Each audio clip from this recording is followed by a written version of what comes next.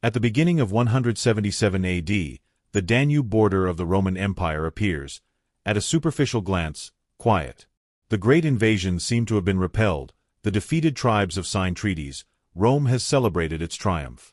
Yet this calm is deceptive. After more than 10 years of almost uninterrupted war, the Danube is not a security line, but a still open scar. The year that is about to begin is not born as a new war, but rather as an attempt to give stable form to an incomplete victory. Marcus Aurelius, emperor and commander, knows that the peace proclaimed in Rome does not coincide with the reality of the forests and plains north of the river. 177 AD thus opens under the sign of legacy, that of a previous year full of official successes and unresolved problems, of political decisions that weigh on the legions, of peoples defeated only enough to remain dangerous. Understanding 177 therefore means going back a few months, to the long shadow of 176 AD, and observing what the victory left behind. 176 AD was the year of the formal conclusion of the first long phase of the Marcomannic Wars.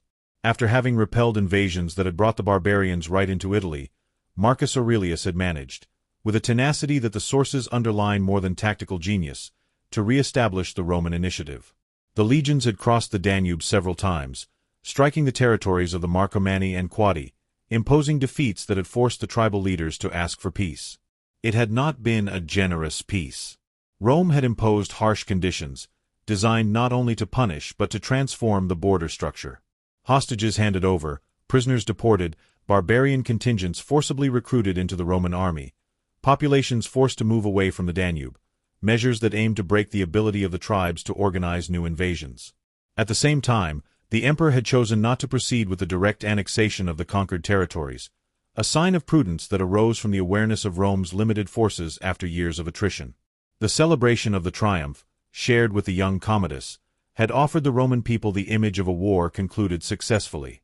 The splendor of the procession, the prisoners displayed, the insignia torn from the enemy had given the city back the sense of imperial superiority. But the triumph, as often happens in Roman history, was also a political act, necessary to reaffirm the authority of the emperor and the dynasty. On the front, the reality was less reassuring. The provinces of Pannonia and Moesia emerged from the conflict exhausted. Devastated countryside, abandoned villages, a reduced and impoverished civilian population coexisted with an army that, although victorious, had suffered heavy losses and was showing signs of fatigue. The legions had been reinforced with makeshift recruits, freed slaves, hastily conscripted provincials, and even defeated barbarians, a choice that guaranteed numbers but raised questions about discipline and loyalty. The winter between 176 and 177 AD was a time of tense waiting. The formerly subjugated tribes were not annihilated. The Marcomanni, hit hard, had lost leaders and warriors, but remained a compact presence in their lands. The Quadi, more fragmented, were affected by internal tensions that Rome tried to exploit, supporting leaders in favor of peace. The Sarmatian Iazyges, Knights of the Plains, had accepted onerous conditions, including the surrender of thousands of Roman prisoners, but retained a mobility and offensive capacity that made them particularly feared. None of these populations were truly integrated into the imperial order. All had reasons to respect the treaties and, at the same time, to seek opportunities to break them. Marcus Aurelius, who returned to Rome after years spent almost continuously on the front, was under no illusions. The sources show him aware of the fragility of the situation. The triumph had not ended the war, it had suspended it. The clauses imposed on the barbarians required constant surveillance, a widespread military presence, a capacity for rapid intervention. This meant maintaining large forces on the Danube, at enormous cost to imperial finances and internal stability. The Senate and the urban aristocracy could hope for normalization, but the emperor knew that the northern border had become the center of imperial politics, a place where the very future of Rome's security was decided. 176 AD had also left a legacy of a changed army. The legions preparing to face 177 were no longer those of a decade earlier. Many veterans had fallen, others had completed their service. In their place there were less trained men, often younger, sometimes coming from distant regions or different cultural contexts. However, the long war had also produced expert officers, accustomed to fighting in difficult conditions, coordinating operations in hostile territories, and dealing with enemies who did not follow the rules of traditional warfare. This mixture of fragility and competence characterized the Roman army at the beginning of 177 AD, making it both powerful and vulnerable. On a political level, the previous year had marked an important transition with the increasingly visible presence of Commodus alongside his father. The young Caesar, already associated with power, had participated in the triumph and was beginning to be presented as the future guarantor of imperial continuity. His presence was a signal addressed both internally, to reassure about the dynastic order, and externally, to show that Rome did not depend on a single man. However, on the Danube front, authority remained firmly in the hands of Marcus Aurelius, and the experience of 176 had strengthened the belief that only his personal leadership could hold together such a complex system of armies, forced alliances, and subjugated populations. Thus, when 177 AD began, Rome found itself in an ambiguous position. Formally victorious, celebrated, confident, but in reality still immersed in a war that had simply changed shape.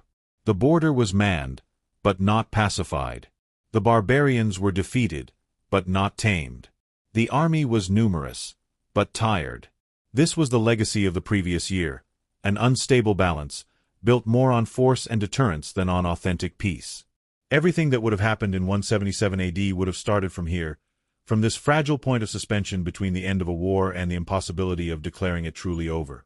When Marcus Aurelius left Rome to return to the Danube during 177 AD, it was not a solemn departure nor a sudden decision. Rather, it was a necessary, almost inevitable, return to the place where the true center of gravity of imperial power had been concentrated for years. The Eternal City, with its temples, the Senate, and official celebrations, remained the symbolic heart of the empire, but its fate was decided along the northern border, between wooden and earth forts, muddy military roads, and camps crowded with men in arms. Marcus Aurelius set out again as a commander rather than as a sovereign, aware that his physical presence on the front was not a detail, but an essential political and military instrument. The emperor was not a general in the traditional sense of the term. The sources do not present him as a brilliant tactician nor as a bold leader, capable of spectacular coups. His strength lay elsewhere, in the ability to resist, to maintain cohesion, to make difficult decisions without illusions. After years of war, Marcus Aurelius understood that the conflict on the Danube would not be resolved with a single decisive victory, but with constant pressure exerted over time, which required discipline, organization, and recognized leadership. For this reason he had chosen, once again, to move away from Rome and to personally assume supreme command of operations. Commodus was traveling next to him. In 177 AD, the young associate emperor was no longer just a symbolic figure. He had received titles, honors, and increasing responsibilities, and his presence at his father's side responded to a precise logic. Showing the heir on the front meant reaffirming the continuity of power and preparing, at least formally, a future transition. However, operational decisions remained firmly in the hands of Marcus Aurelius. Commodus assisted, observed, learned, but did not command. His role was political and dynastic, not strategic, and this balance was carefully maintained to avoid tensions within the army and command. The journey to the front was not a simple geographical move. A real traveling court moved with the emperor. Officials, scribes, doctors, philosophers, servants. The imperial administration followed the sovereign, adapting to a temporary life of military camps and residences. This presence allowed Marcus Aurelius to govern even far from Rome, to receive embassies, settle disputes, issue orders, and rescripts. The border thus became not only a place of war, but a political space where imperial authority manifested itself directly, without mediation. Once he reached the Danube, Marcus Aurelius found himself having to manage a complex situation, in which the absence of major battles did not mean inactivity at all. 177 AD was not announced as a year of sensational clashes, but as a phase of armed consolidation. The emperor had to ensure that the treaties imposed the previous year were respected, that the subjugated tribes did not take up arms again, and that any signs of rebellion were quickly repressed. This type of warfare, made up of surveillance, limited interventions, and constant pressure, required careful monitoring of commanders and continuous communication with units deployed along the front. Marcus Aurelius paid great attention to his relationships with generals. He was not a man given to blind delegation. He knew his commanders, assessed their capabilities and limitations, and maintained a direct relationship with them, often based on personal trust rather than rigid hierarchies. The long duration of the conflict had created a group of expert officers, used to operating independently but aware of having to answer to the emperor. This network of relationships was one of the main tools through which Marcus Aurelius exercised command, reducing the risk of rash initiatives or dangerous rivalries. The presence of the emperor also had a strong impact on the morale of the troops. After years of harsh campaigns, seeing the sovereign sharing the difficulties of the front, living in the same spaces, enduring the same privations, strengthened the bond between the command and the soldiers. The sources insist on this aspect, not without a certain idealization, but it is plausible that the figure of Marcus Aurelius, austere and disciplined, contributed to maintaining the cohesion of a heterogeneous army. His authority did not derive only from his title, but from behavior consistent with the values he proclaimed. At the same time, the emperor was perfectly aware of the limitations of his position. The war had worn out not only the army, but also the resources of the empire. Every military decision had economic and political consequences. Maintaining large forces on the Danube meant taking them away from other fronts and burdening a fiscal system already under pressure. Marcus Aurelius therefore had to balance the need for security with that of sustainability, avoiding unnecessary escalations but without giving enemies room for maneuver. In 177 AD, the command of Marcus Aurelius was characterized by this constant tension between firmness and prudence. He did not seek a new open war, but he did not dismantle the military apparatus built in previous years. His goal was to maintain the initiative, forcing the barbarian populations to react to Roman moves, rather than the other way around. In this sense, his leadership was less spectacular but more incisive, based on a long-term vision that took into account the fragility of the balance achieved. Thus, as 177 AD advanced, Marcus Aurelius confirmed himself as the pivot around which the entire defensive system of the Danube revolved. Emperor, judge, commander, administrator, his figure held together different functions, in a context in which the separation between politics and war was now impossible. His return to the front did not mark the beginning of a new phase of conquest, but the conscious continuation of a fight that required perseverance rather than glory. The nature of his command lay in this, not in the illusion of a definitive victory, but in the determination to prevent the fragile peace obtained from dissolving in the chaos of a new invasion. In 177 AD, the Roman army deployed along the Danube was no longer the one that had faced the first Marcomannic invasions a decade earlier. It was an organism transformed by war, adapted to a long, irregular, and exhausting conflict, in which the ability to resist over time had counted more than quick victories. The legions present on the northern front represented an impressive concentration of forces, but also a sum of fragilities accumulated over the years. Marcus Aurelius and his command knew that the success of the year did not depend so much on new conquests but on the solidity of this military instrument, on its ability to maintain control of the territory and react to sudden crises. The legionary units had been reinforced several times, often on an emergency basis. High losses, epidemics, and furloughs had reduced the original numbers, forcing the imperial administration to adopt solutions that in other periods would have been considered exceptional.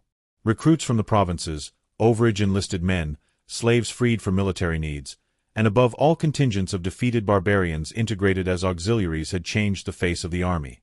This heterogeneity was not only ethnic, but cultural and disciplinary. The army of 177 AD was numerous, but required constant training and control to maintain operational efficiency. Training took on central importance. It was no longer just a question of preparing soldiers for pitched battles, but of making them capable of operating in hostile, wooded, difficult-to-control environments. The exercises focused on marching, the rapid construction of fortifications, the defense of camps, and the reaction to ambushes. The war against the Marcomanni, Quadi, and Sarmatians had taught that the enemy rarely offered decisive battles. He preferred to hit the weak points, exploit his knowledge of the territory, and slowly wear down. The Roman army had adapted to this reality, developing a discipline more oriented towards resistance than spectacular attack. Logistics was one of the most complex problems. Maintaining tens of thousands of men along an extended front required an efficient supply network. Grain, weapons, clothing, and pack animals had to arrive regularly, often via damaged roads or into regions devastated by war. In 177 AD, much of the Roman military effort consisted precisely in guaranteeing this continuity. The warehouses along the Danube were strengthened, the communication routes were monitored, the transports were protected by armed escorts. Any logistical deficiency could turn into a discipline problem or a vulnerability exploitable by the enemy. A delicate element was represented by the barbarian auxiliaries. Often drafted as part of peace terms, these contingents provided light cavalry, scouts, and troops accustomed to fighting in frontline-like environments. They were valuable, but also potentially unstable. The Roman command employed them with caution, avoiding excessive concentration and keeping them under the supervision of trusted officers. Their presence was the sign of a war that had forced Rome to also use the enemy's human resources, transforming former adversaries into instruments of its own security. Discipline remained the fundamental glue. In such a composite army, the authority of centurions and subordinate officers was crucial. They were the ones who guaranteed daily order, enforced the rules, intervened in internal conflicts. Marcus Aurelius, although distant from minute operations, insisted on the importance of firm but not arbitrary discipline, aware that abuses and injustices could undermine the loyalty of the troops. Punishments existed and were enforced, but the main goal was to maintain cohesion, not terror. The morale of the army in 177 AD was an ambiguous element. On the one hand, the soldiers were aware of having repelled a serious threat, of having defended the empire in one of the most critical moments of its second century. On the other hand, the prospect of definitive peace appeared distant. Many men knew that their stay on the front would continue, without the promise of a quick return to normality. The presence of the emperor partly alleviated this fatigue, offering a sense of participation in a mission that went beyond simple military service. The organization of the camps reflected this transition phase. Alongside the permanent forts, a symbol of the stable Roman presence, temporary camps continued to arise, adapted to the needs of operations and the seasons. The ability to quickly build defensive structures remained one of the great strengths of the Roman army, and in 177 AD this skill was exercised almost daily. Each movement involved the creation of a protected space, a military microcity capable of resisting a sudden attack. The army was also an instrument of political control. Its presence influenced the local populations, Roman and barbarian. In the provincial territories, it guaranteed an often harsh but necessary order after years of devastation. Across the Danube, it posed a constant threat, a reminder of Rome's might. This deterrent function was an integral part of the imperial strategy in 177 AD, and required a visible, numerous, and ready-to-intervene army. Ultimately, the Roman army of 177 AD was the product of a war that had changed the rules of confrontation on the northern border. It was no longer the triumphant army of the campaigns of conquest, but an instrument of containment and control, built to last. His strength lay in his ability to adapt, in discipline and in his constant presence. Its weakness lay in the human and material attrition accumulated over the years. The entire campaign of 177 AD would have been played out on this precarious balance, because without an army capable of withstanding the pressure, no imposed peace would have been able to survive for long. In 177 AD, the war along the Danube was fought not only with weapons, but with the positioning of men in space.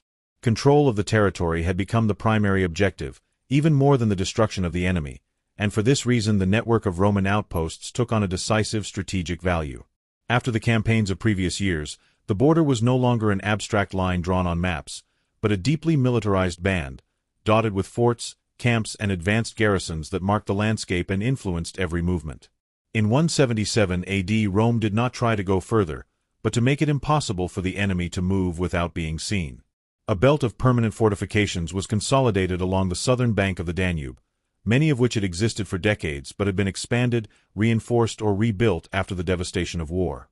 More robust palisades, deeper ditches, more numerous guard towers signaled a clear desire for stability.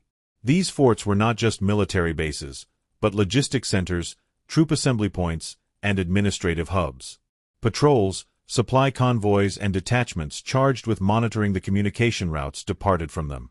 Their function was twofold: to protect the Roman provinces and to act as a springboard for possible interventions beyond the river. Alongside these stable structures, 177 AD saw an intense use of temporary camps.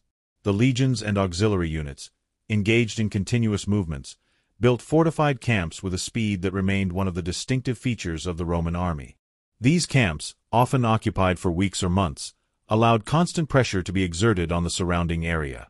Each camp was a visible sign of the Roman presence, a warning to the barbarian populations that the imposed peace was not a simple agreement on paper, but a reality monitored day and night. Beyond the Danube, Rome maintained advanced outposts in carefully chosen positions. It was not a question of a systematic occupation of the barbarian territory, but of targeted presences, located at fords, communication nodes, or areas considered sensitive. These garrisons had the task of observing, reporting suspicious movements, and intervening quickly in the event of violations of the treaties. They were often isolated, vulnerable, and required disciplined garrisons and experienced commanders. Their existence demonstrates how, in 177 AD, Rome preferred a strategy of widespread control rather than a rigid line of defense. The choice of locations was not random.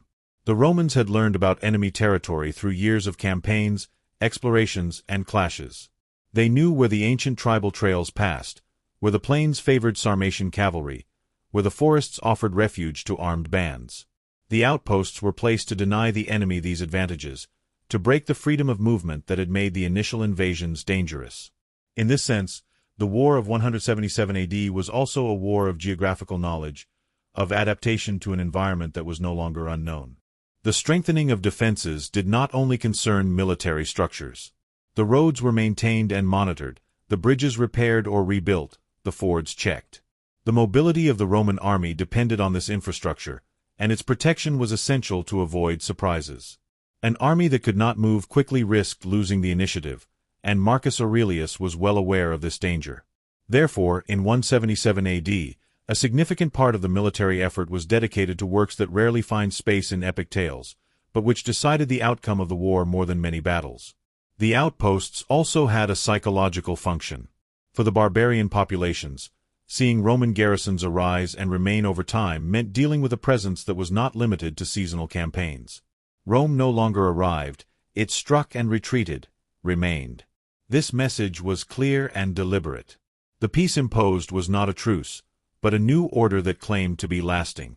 At the same time, for the Roman provincial communities, often hit by years of incursions, the presence of forts and garrisons represented a promise of security, albeit at the price of a permanent militarization of the territory. Life in the outposts was hard and monotonous. Far from the big cities, exposed to the harsh climate and constant tension, the soldiers lived in a routine of guard shifts, patrols, and maintenance work. The clashes were not daily, but the possibility of a sudden attack was always present. This condition of armed waiting defined the experience of the front in 177 AD more than any battle. It was a war of nerves, in which psychological resistance counted as much as physical strength. The outpost system also allowed for a gradual response to threats. In the event of suspicious movements, the forward garrisons could signal the danger, slow down the enemy, and buy time for larger forces to intervene. This reduced the risk of strategic surprises like those that had marked the beginning of the Marcomannic Wars. In 177 AD, Rome did not intend to be caught unprepared. Every fort, every camp, every watchtower was a piece of a network designed to prevent rather than react. In this way, the Danube border was transformed into a landscape of permanent war, even in the absence of major clashes. The Roman presence shaped the space, defined its rhythms and possibilities. 177 AD took place largely within this militarized geography, where strategy was expressed through the disposition of men and structures. It was not a war made of spectacular advances, but of widespread control, of continuous pressure that aimed to make a return to the chaos of previous years impossible. The fragile balance of the year was supported by this network of outposts and fortifications, a balance that would hold only as long as Rome was able to maintain it with men, resources, and political will. In 177 AD, the concrete weight of the war on the Danube did not weigh only on the emperor. Marcus Aurelius, while maintaining supreme command, relied on a network of generals and senior officers who constituted the operational backbone of the Roman military apparatus. They were men trained in years of difficult conflicts, grown professionally in a context that rewarded resistance, the ability to adapt and control of the troops more than spectacular audacity. Their role was crucial, because the war of that year did not allow improvisations or sensational errors. Any wrong choice could rekindle outbreaks of rebellion along a vast and unstable front.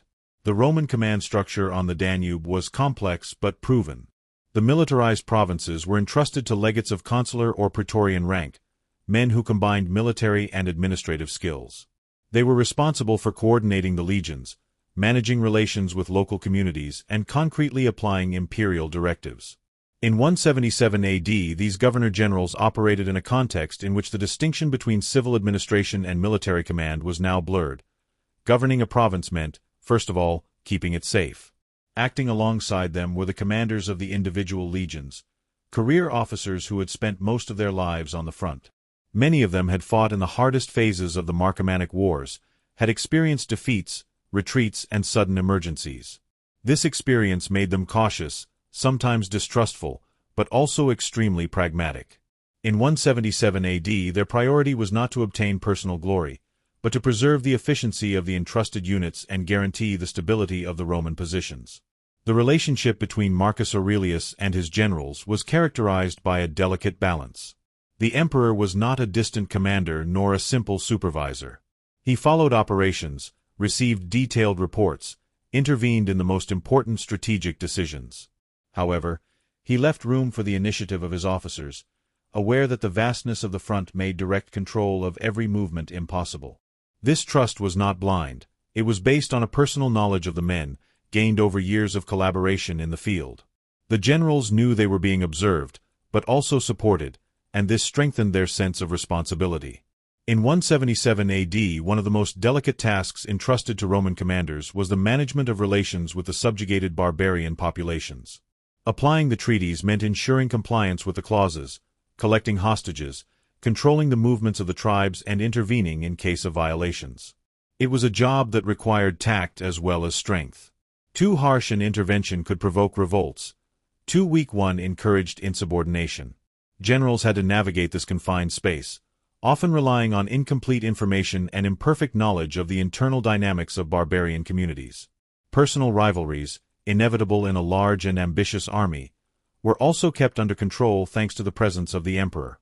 Marcus Aurelius did not favor dangerous competitions and tried to distribute tasks and responsibilities in order to avoid excessive concentrations of power. In 177 AD, no figures of rebellious or openly ambitious commanders emerged, a sign of an internal balance that, at least in that year, was functioning. The long war had taught many officers that stability of command was a necessary condition for the very survival of the army. A fundamental role was also played by the commanders of the auxiliary units. These officers, often of Romanized provincial or barbaric origin, served as cultural as well as military intermediaries. They knew the languages, customs, and tactics of the peoples they fought against, and in 177 AD they were indispensable for the surveillance of the territory and for reconnaissance operations. Their loyalty to Rome was a key element, and Roman generals watched carefully over them, aware of the risks but also of the irreplaceable value of these troops. Conducting operations in 177 AD required a high level of coordination. The legions did not operate isolated, but in constant connection with neighboring units, ready to support each other. Generals had to plan movements that took into account distances, march times, and terrain conditions. Each decision was the result of careful evaluation, closer to managing a permanent crisis than preparing for a decisive battle. The figure of the Roman general of that year therefore emerges as that of an administrator of the war, rather than a traditional hero. His success was not measured in enemies killed or territories conquered, but in his ability to maintain order, prevent disasters, and ensure continuity. It was a less visible role, but fundamental to Marcus Aurelius' overall strategy. In this sense, 177 AD represents a moment in which the Roman art of war manifests itself in its most mature and disenchanted form. The experience accumulated by the generals on the Danube also had a value that went beyond the current year. They were establishing a border management model that would be applied as long as resources permitted. In 177 AD, this model was still sustainable, thanks to the presence of the emperor and the cohesion of the command. But it required men capable, disciplined, and aware of the limits of Roman strength. Thus, while the legions garrisoned forts and outposts and the emperor maintained general direction, it was these commanders, often far from the spotlight of history, who transformed political decisions into daily reality. Their silent action, made up of orders, reports, marches, and controls, constituted the connective tissue of the war in 177 AD. Without them, the Roman presence on the Danube would have been an empty shell. With them, the empire was still able to impose its will in a region that had demonstrated, several times, that it could put Rome in serious difficulty. In 177 AD, While Rome consolidated its military structure along the Danube, on the other side of the border the barbarian world was by no means still. The populations involved in the Marcomannic Wars did not constitute a compact bloc nor a static reality. They were crossed by internal tensions, rivalries, survival strategies that often escaped Roman understanding. In that year, rather than preparing major offensives, Marcomanni, Quadi and Iazyges tried to adapt to a new balance imposed by force, a balance that forced them to rethink their relationship with Rome and with each other. The Marcomanni emerged from 176 AD profoundly weakened. The Roman campaigns had hit their territories, destroyed villages, dispersed armed groups. Many warriors had fallen or been captured and deported. The tribal leaders who had dealt with Marcus Aurelius had accepted harsh conditions, but their internal authority was often compromised. In 177 AD, the Marcomanni were engaged in a difficult reconstruction work, not only material but political. They had to demonstrate to Rome that they were reliable and, at the same time, maintain the consensus of an exhausted population, who saw the treaties as humiliating submission.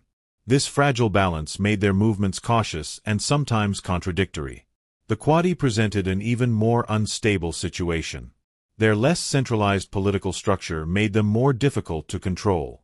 Rome tried to exploit this fragmentation by supporting leaders willing to collaborate, but this fueled internal rivalries. In 177 AD, the movements of the Quadi were often linked to these tensions. Small groups that moved, sometimes in violation of agreements, not always to prepare an attack, but to look for new resources or escape leaders imposed or favored by the Romans.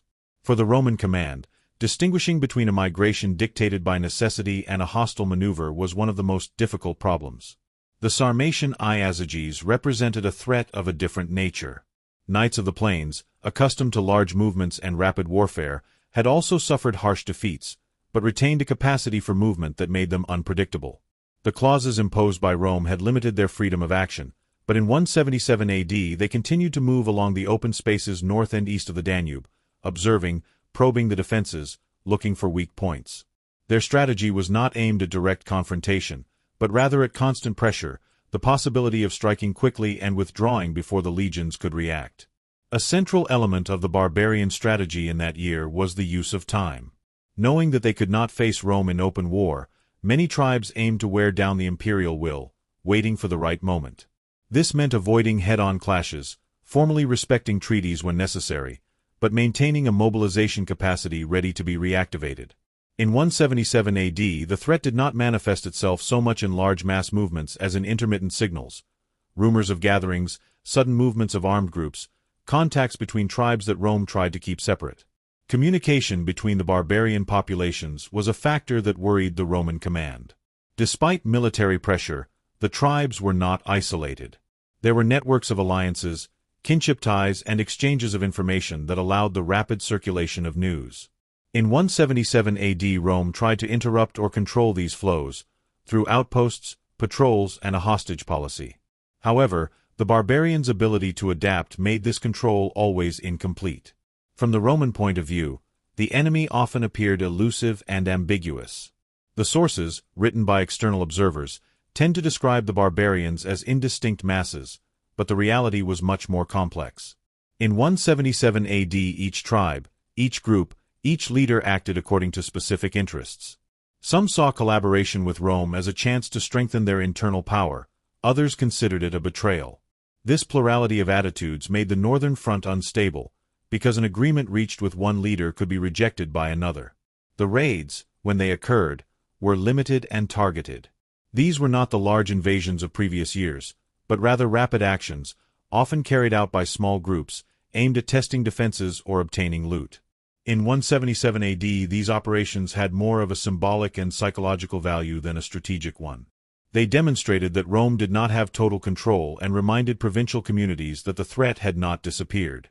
For the barbarians, they were a way to assert their autonomy, even in a phase of apparent submission. An important aspect was the movement of populations. The devastation of previous years had pushed entire groups to move, seeking safer or more fertile lands.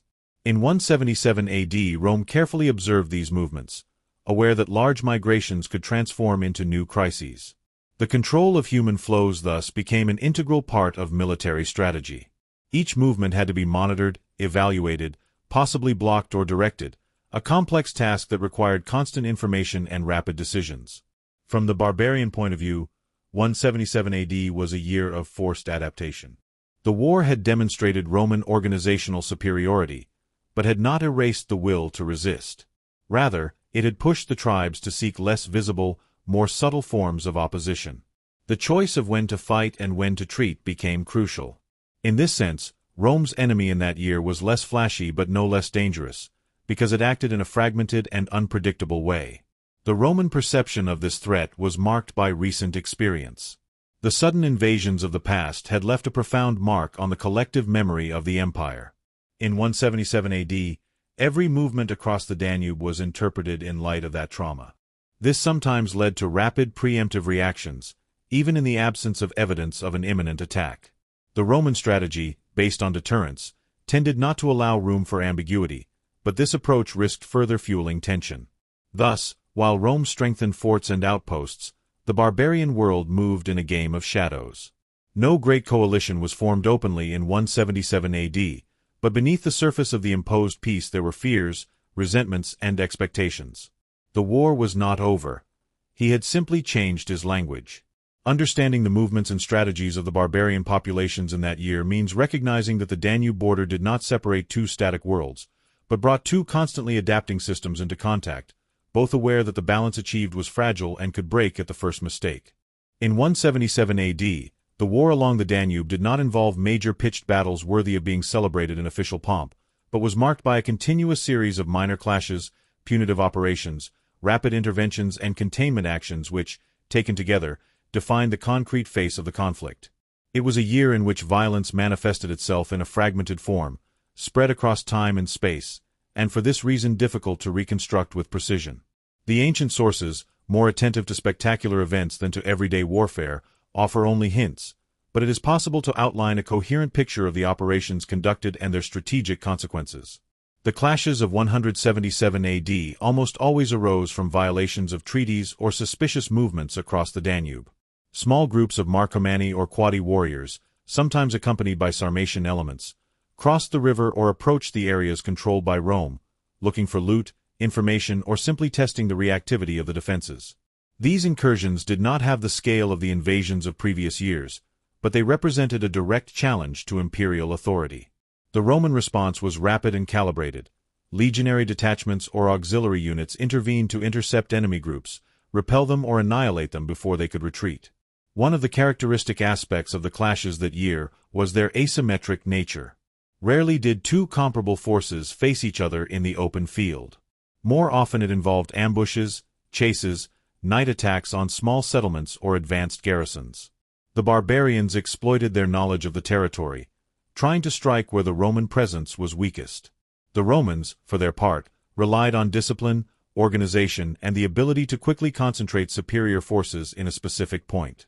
Each clash was the result of a chain of information, sightings, and decisions made in a short time. Among the most frequent operations were punitive expeditions beyond the Danube. When a tribe or group was held responsible for a violation of the agreements, the Roman command authorized targeted incursions into enemy territories. These operations had a specific objective: to destroy villages, capture prisoners, requisition livestock, demonstrating that the imposed peace had an immediate price for those who broke it. In 177 AD, these expeditions were conducted carefully, avoiding going too deep or engaging in prolonged fighting. The strategy was punitive and deterrent, not conquering. Some clashes directly involved the garrisons of the advanced outposts. Isolated garrisons were sometimes attacked by barbarian bands hoping to take them by surprise. In these cases, the solidity of the fortifications and the discipline of the soldiers were decisive. Attacks were repelled, often after short but intense fighting, and the failure of these actions discouraged further large-scale attempts. Every outpost that resisted became a clear signal to the enemy. The Roman presence was not as fragile as it might seem. The auxiliary units, in particular the cavalry, played a central role in the clashes of 177 AD. They were used to pursue retreating groups, to explore the territory, and to prevent the dispersion of the enemy after a failed attack. Against the Sarmatian Iazyges, masters of mounted warfare, these confrontations took on a particularly delicate character. There were no major battles between cavalries in that year, but a series of skirmishes in which speed and the ability to coordinate were decisive. Rome tried to prevent the enemy from exploiting its mobility to strike in depth. From a strategic point of view, every clash in 177 AD had a value that went beyond the number of fallen. The Roman priority was to demonstrate that no violation would go unanswered. Even a small incursion required a visible reaction, because the greatest risk was not the immediate loss, but the emulative effect. If a barbarian group had managed to strike with impunity, others could have followed suit. The war of that year was therefore a war of signals, in which every action served to reiterate a principle of control. The consequences of the clashes were above all of a political and psychological nature. Tribes that had suffered reprisals tended, at least temporarily, to maintain a more cautious attitude. The collaborationist leaders could strengthen their internal position, presenting themselves as guarantors of security against Roman force. On the contrary, where Roman operations struck indiscriminately, they could fuel resentment and the desire for revenge. The Roman command was aware of this risk and tried, as far as possible, to direct violence selectively, even if in practice this was not always possible. The military balance of the clashes of 177 AD cannot be expressed in terms of great victories or defeats. Roman losses were limited, but constant, the result of a war that granted no respite. The barbarians suffered material and human damage, but not enough to destroy their ability to resist. The balance remained precarious. Each battle won strengthened the Roman position, but did not eliminate the need for vigilance. The war continued to unfold at low intensity, without a decisive moment. When we read between the lines of the sources, episodes sometimes emerge that allow us to glimpse the human face of these battles. Soldiers surprised during a march, garrisons holding out against superior forces, commanders making quick decisions to avoid a disaster. They are fragments, isolated anecdotes, but they contribute to conveying the reality of a conflict made of fear, fatigue, and constant attention. In 177 AD there was no room for theatrical heroism. Military virtue manifested itself in the ability not to give in, to maintain the position, to react promptly. In this sense, the clashes of 177 AD represent the essence of the Marcomannic Wars in their mature phase. No longer a sudden invasion to be repelled, but an unstable border to be controlled day after day. The violence had not ceased, but had been channeled into a series of limited confrontations, regulated by Roman strategy. As long as this system worked, the empire could consider the border under control. But the price was a quiet war, fought far from Rome, in which every clash, however small, helped to keep in balance a world that had already demonstrated how easily it could descend into chaos. Towards the end of 177 AD, the Danube front offered the image of laboriously maintained stability. There had been no sudden collapses or sensational victories, but a succession of decisions, interventions, and controls that had prevented the situation from degenerating. This, for Marcus Aurelius and for the Roman command, already constituted a significant result. After years in which the empire had risked losing control of the northern border, the year ended without large-scale invasions, without the panic that had swept through Italy at the beginning of the Marcomannic Wars. Yet, this apparent normality should not be deceiving. It was the product of a continuous and fragile effort. From a military point of view, the outcome of 177 AD was that of a contained war. The Roman army had demonstrated its ability to guard the territory, react quickly to threats, and enforce compliance with agreements with force when necessary. The legions had not been engaged in exhausting campaigns as in previous years, but had remained constantly operational. This had preserved, at least in part, men and resources, but had also maintained a level of tension that did not allow the military apparatus to relax. Every unit remained on alert, every commander aware that the situation could change rapidly. The barbarian populations, for their part, had not been reduced to impotence. 177 AD did not mark a definitive submission, but a phase of forced adaptation. The Marcomanni, the Quadi, and the Iazyges had learned to coexist with a more widespread and intrusive Roman presence. Some leaders had benefited from the collaboration, others had seen their authority weakened. In no case can we speak of authentic pacification. Rather, it was an imposed balance, supported by the constant threat of military interventions and the recent memory of the devastation suffered. For the Roman provinces of the Danube, the year had meant a slow, partial recovery. Local communities, although burdened by requisitions and the permanent presence of troops, enjoyed greater security than in the recent past. The communication routes remained open. The urban centers were no longer exposed to sudden incursions. However, the militarization of the territory had profoundly transformed daily life. The border was no longer a distant limit, but an omnipresent reality that influenced the economy, administration, and society. Marcus Aurelius, observing the front at the end of 177 AD, could see that his containment strategy was working, at least in the short term. His personal presence had guaranteed cohesion to the command and discipline to the troops. The empire had not sought risky expansions, nor had it lowered its guard. This approach, prudent and determined, reflected the vision of a sovereign who understood the limits of Roman power and the need to administer it carefully. The Danube border was not the place of easy glory, but of constant responsibility. The army emerged from the year still efficient, but marked by a tiredness that could not be ignored. The long duration of the conflict had affected morale and human resources. Every soldier knew that the end of hostilities had not been proclaimed, but only postponed. This awareness fueled a sense of precariousness that made strong and credible leadership indispensable. As long as Marcus Aurelius remained on the front, this requirement was met. His figure continued to represent a point of reference, not so much for promises of definitive victory but for the guarantee of maintained order. From a historical point of view, 177 AD stands out as a year of unstable equilibrium. It was not a year of turning point, but of consolidation. The decisions taken and the operations conducted were not aimed at ending the war, but rather at preventing its reopening on a large scale. In this sense, the meaning of the year must be understood in its apparent modesty. Imperial history is not only made up of great conquests and memorable defeats, but also of long periods in which the survival of a system depends on the ability to avoid the worst. At the end of 177 AD, the Danube continued to separate two worlds that observed each other with distrust. Rome had imposed its control, but had not eliminated the root causes of the conflict. Tensions remained, ready to resurface if Roman pressure eased. The year therefore ended without a definitive conclusion, but with a clear lesson. Peace obtained by force requires constant vigilance, and the empire, to maintain its borders, had to accept the weight of a war that it could not afford to declare over. In this lies the ultimate meaning of 177 AD in the Marcomannic Wars. Not a triumph, not a defeat, but the demonstration that Roman power, while still formidable, had entered a phase in which defense and control mattered more than expansion. Marcus Aurelius, philosopher on the throne and commander in the field, embodied this awareness. The Danube border remained a guarded, unhealed wound, and the year ended under the sign of an armed peace, maintained day after day by the discipline of the legions and the will of an emperor who knew how fragile was the balance on which the security of the empire rested.